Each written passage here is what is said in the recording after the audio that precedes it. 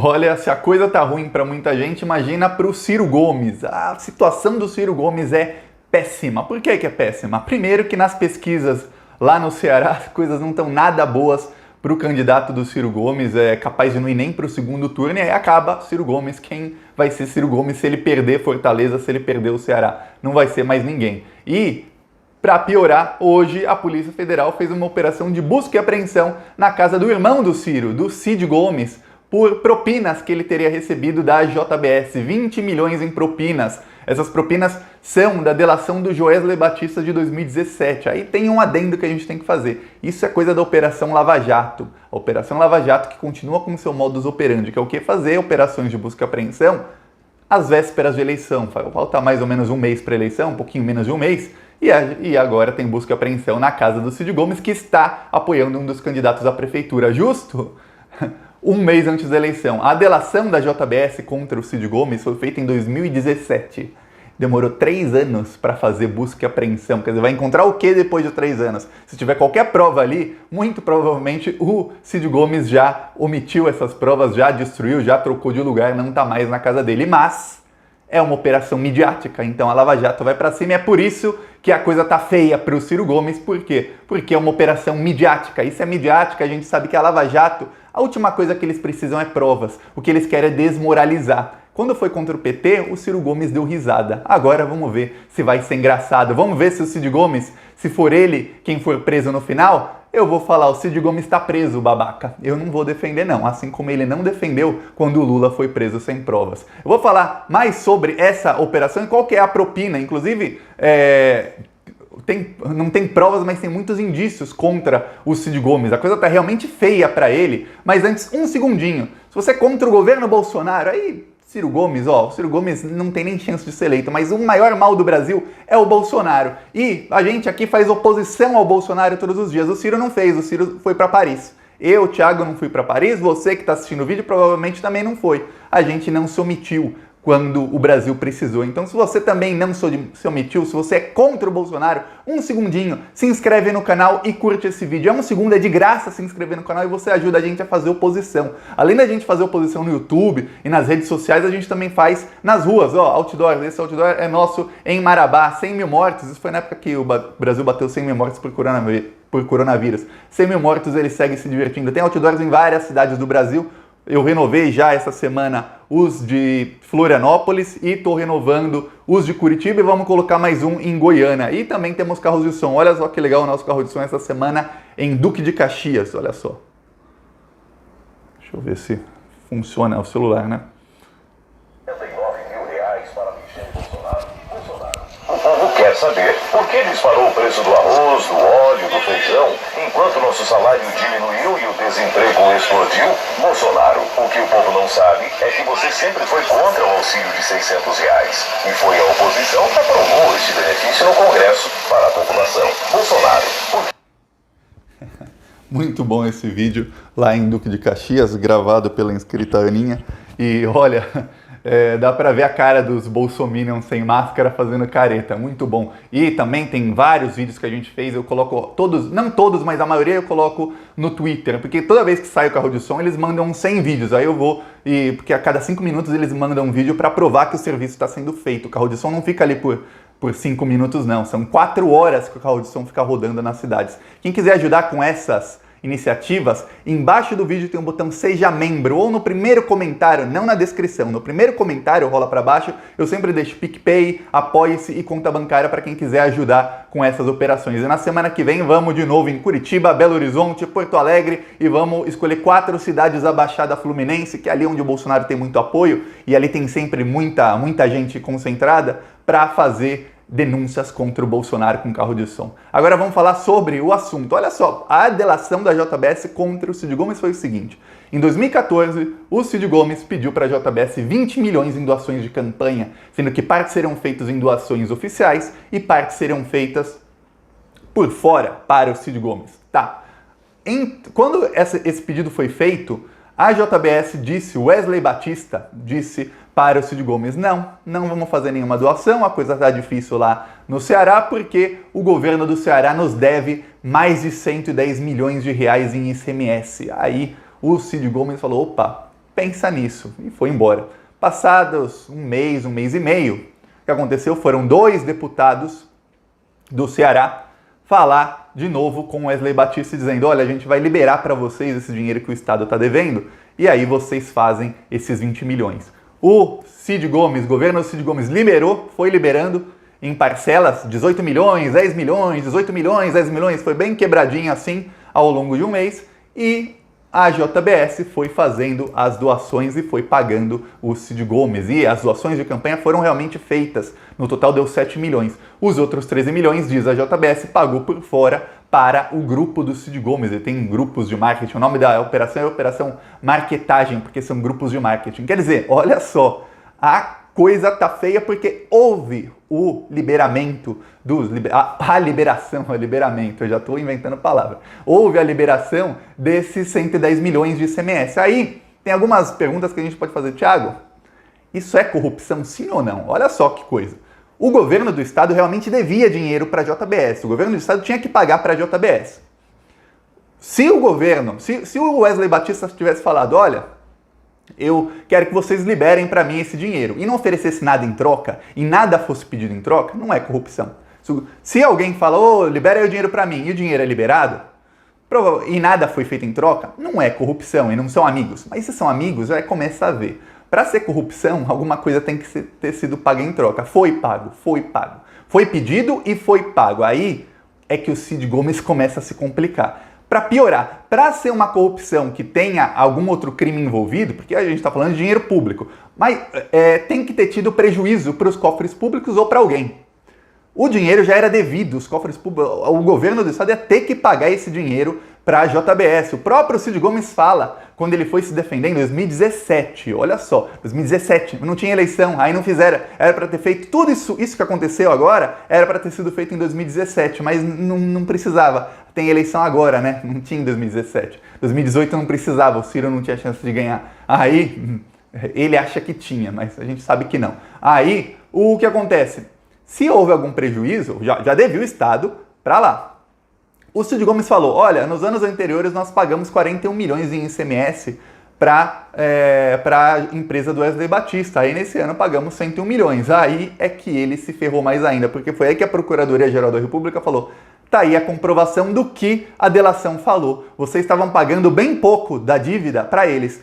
No momento em que eles pediram, vocês liberaram 100 milhões assim, em cerca de um mês. Em 3 anos, vocês liberaram 40 milhões. Aí, em um mês, vocês liberam 110 milhões. E justo no mês em que eles estão fazendo doações. Aí, olha, aí ficou difícil. Mas tem a pergunta que não quer calar. Tiago, tem prejuízo aos cofres públicos? Olha, todo o dinheiro que sai antes do que deveria sair, sempre tem algum prejuízo. Mais do que aos cofres públicos, se o Estado deve para várias empresas e coloca alguém na frente, na linha de pagamento, vamos pagar só para ele porque ele é meu amigo, ele está me dando parte do dinheiro. Olha só, parte do dinheiro. Ele deu 20 milhões de 110 que tinha a receber. Quer dizer, ele deu quase 20%, deu 18% do dinheiro, 1/6 do dinheiro, ele deu de volta para receber. Se ele tinha para receber e ele sabia que ia receber em algum momento, por que ele ia dar quase 20% para receber? Sabe por quê? Porque geralmente o Estado demora anos e anos e anos e anos para pagar. É por isso. Então, outras empresas que teriam para receber antes tiveram prejuízo. E o Estado, por ter pago tanto de uma vez, aí tem sempre algum prejuízo. Então, é aí que o Cid Gomes está com um problemão. Agora, isso é perseguição da Lava Jato?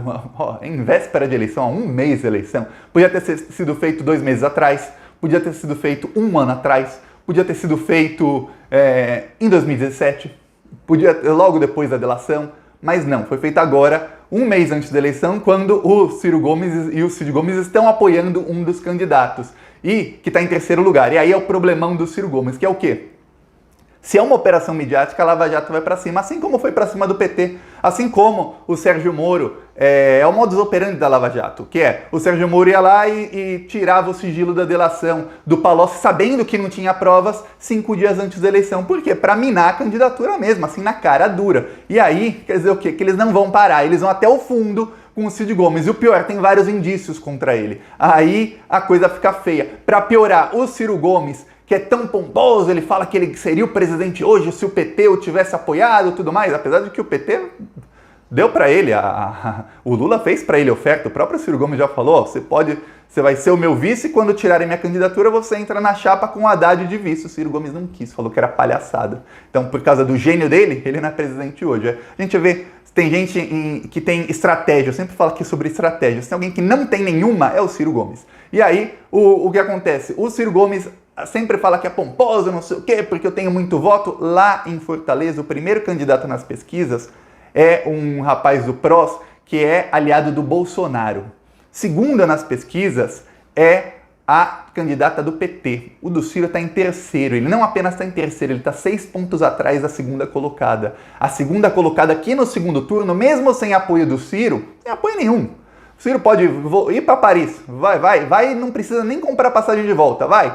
Ela ganha no segundo turno. Então a coisa não tá nada boa pro Ciro Gomes, porque se o candidato dele não vai nem pro segundo turno, ele não vem mais com aquele cacife de eu sou o grande Ciro Gomes, na minha terra aqui todo mundo vota em mim ou em quem eu indico. Parece que não votam em quem ele indica. Para piorar, a última pesquisa do Ibope foi perguntar quem são os melhores e os piores cabos eleitorais no Ceará, na terra de Ciro e Cid Gomes. Adivinha, comenta aí antes de eu falar quem você acha que é o melhor cabo eleitoral de todos os políticos no Ceará. Vai, 3, 2, 1, comentou?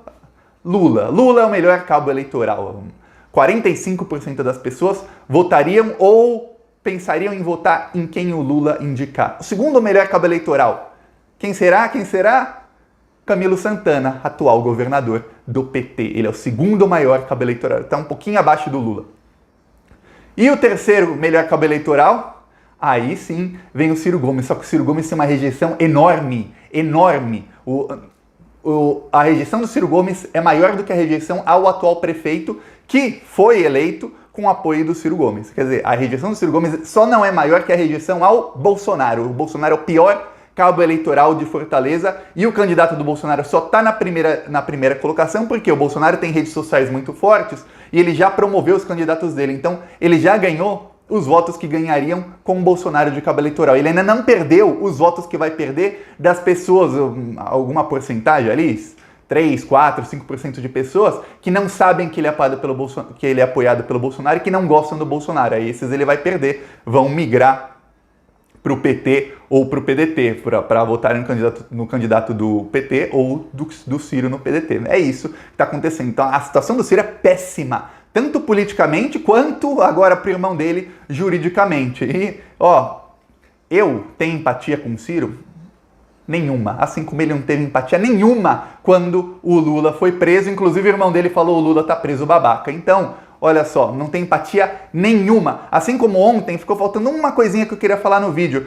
Eu falei, o Barroso afastou o senador que estava com dinheiro na cueca. Eu falei, isso é errado. Um ministro, monocraticamente, afastar um senador. Deveria ser no mínimo plenário, que também não é uma coisa que deveria acontecer, um poder influenciando no outro. O Senado é quem deveria ter vergonha na cara e afastá-lo. Esse é o correto.